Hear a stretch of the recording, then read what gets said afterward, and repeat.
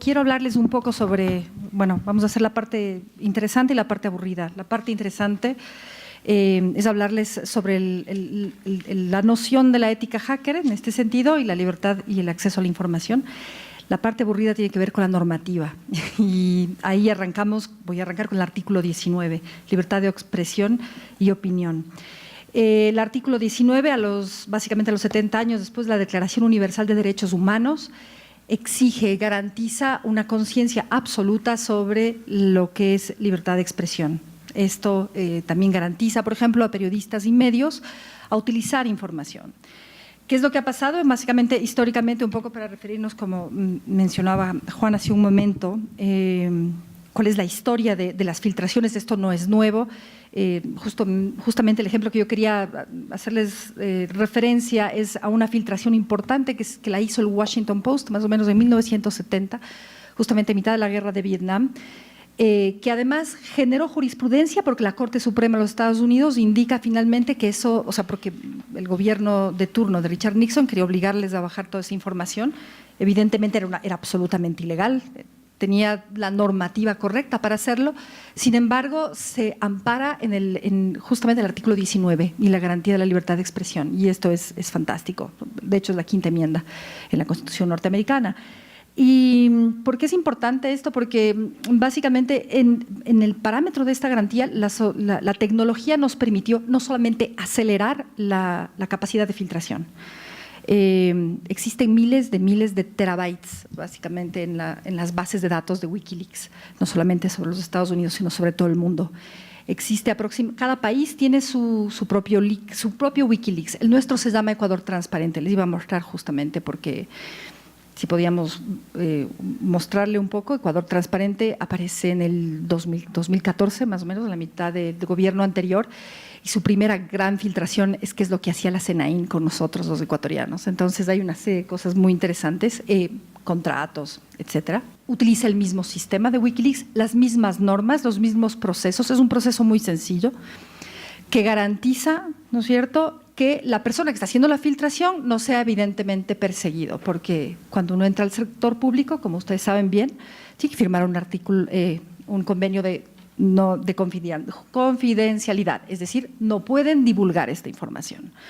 ¿Qué es lo que pasó con Snowden? Por ejemplo, él en un momento, igual con este mismo certificado, convenio de confidencialidad, muchas gracias, vamos a ver una filtración interesante. Podemos ver los correos electrónicos, por ejemplo, más abajo, demuestran manipulación judicial 2017, alto nivel, gobierno Rafael Correa, correos electrónicos de Alexis Mera. Estas son la parte de correos electrónicos que, o sea, casi están en el borde del hackeo. Sin embargo, estos correos fueron obtenidos en base a los servidores de donde salían, en las presidencias de la República. Entonces, si ustedes bajan un poquito, haces clic, te explica cómo funciona una filtración. Y esta es la parte chévere de cómo hacemos clic en los correos. Para poder hacer la filtración tiene que estar en un formato específico. El formato cerrado de PDF, además tiene que no tener ningún tag, ningún metacontenido asociado, y le piden a la persona que lo haga en un lugar seguro, es decir, no desde el IP de la oficina. Evidentemente son documentaciones que se sacan en una oficina.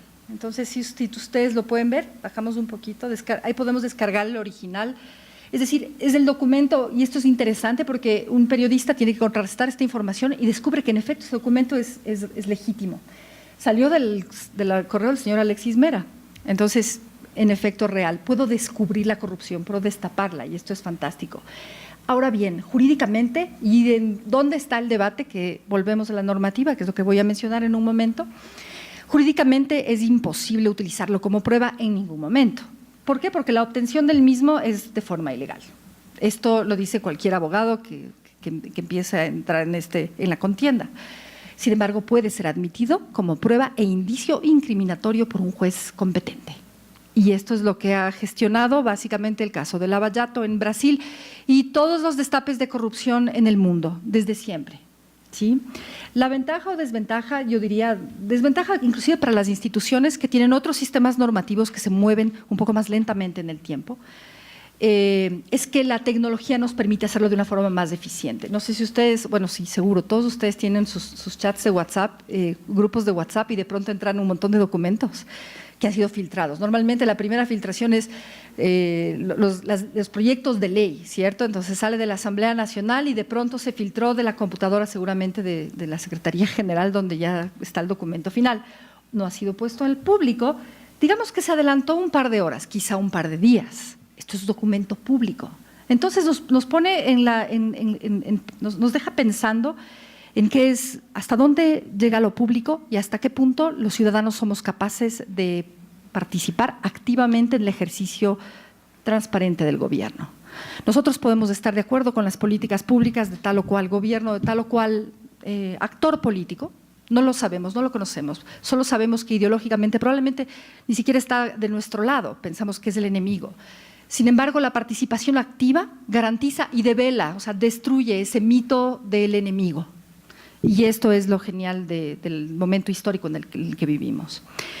Lo que es interesante es que, y lo que debe estar siempre, o sea, debemos estar claros, es que nosotros debemos proteger esa capacidad de la prensa y de los medios de recuperar una filtración, de poder construir una narrativa que sea activa y que pueda servir, evidentemente, para destapar corrupción, para hacer las investigaciones del caso, el caso que sea necesario, pero para construir esa legitimidad del buen gobierno, tal como lo diría Rousseau en su momento y nosotros también, ¿por qué no? Y esa ficción, ¿no es cierto?, por el momento es una ficción, en cierta medida es un ejercicio de democracia activa. Realmente yo también hablo a nombre del Instituto de la Democracia, yo estoy directora en este momento y estamos pensando en todas las formas tecnológicas, en todos los tecnés, es decir, en todos los instrumentos que los ciudadanos podemos tener para poder legitimar el buen gobierno. Y esta es la democracia sustantiva. Y nosotros, tanto como sector público, como académicos, etcétera, tenemos la responsabilidad de mostrarlo, de ser abiertos siempre, porque la transparencia es básicamente el futuro.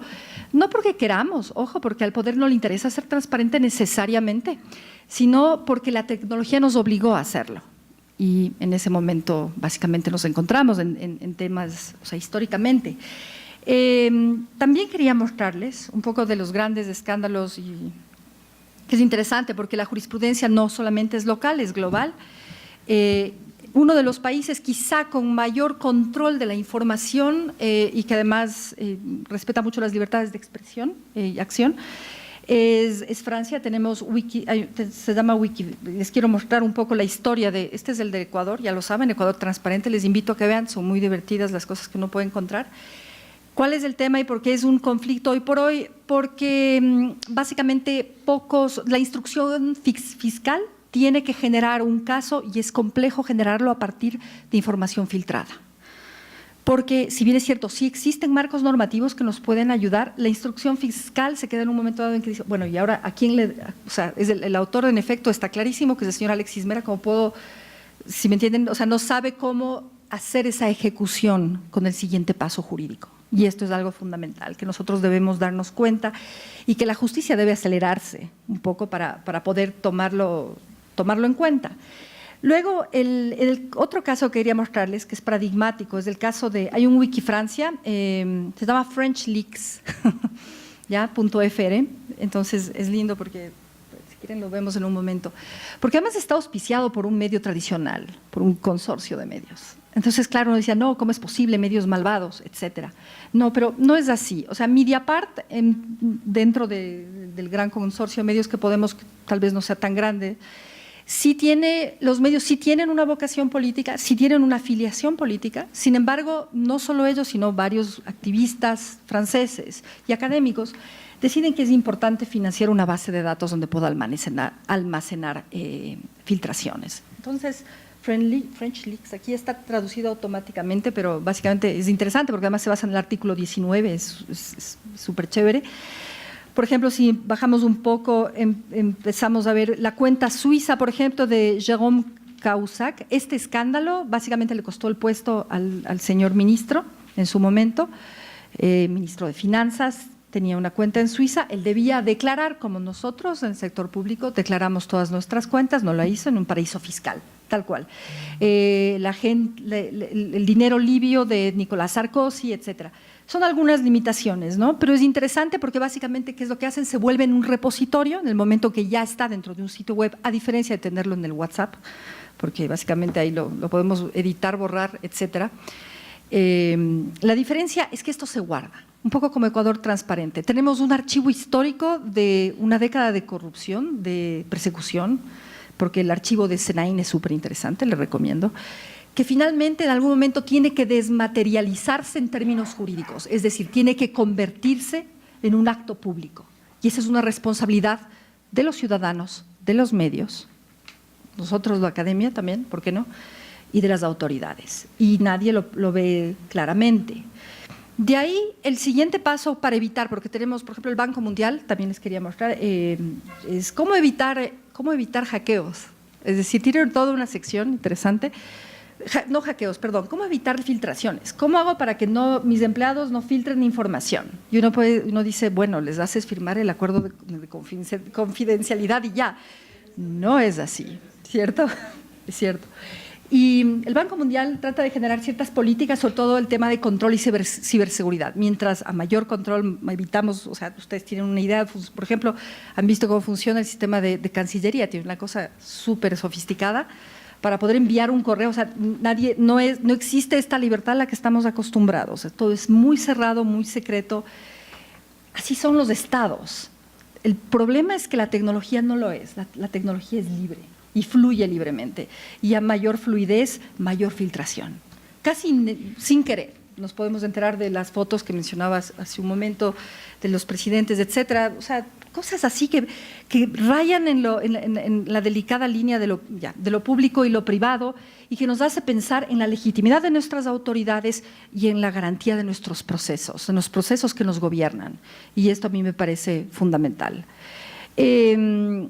Hay una corriente importante ahora, ¿no es cierto?, que está siendo institucionalizada top-down, que se llama el gobierno abierto, ¿cierto?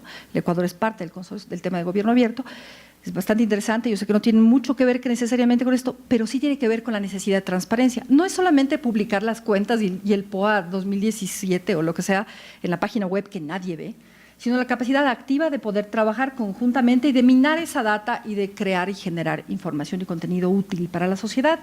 Ese pequeño salto todavía no es tan fácil, es complejo. O sea, minar data es una cosa que lo hacen 10 personas, quizá menos, en el Ecuador, y es muy sofisticado. Necesitamos dar ese salto también, inclusive para el manejo de la información, para entender cómo nos gobernamos.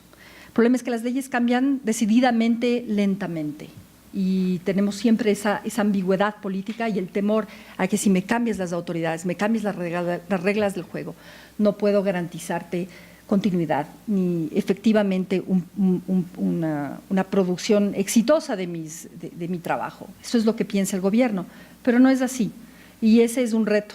Y yo creo que no solamente el Ecuador, sino a nivel, yo diría a nivel global, es un tema generalizado. Esto va a acelerar y va a acelerar procesos de cambio político importantes.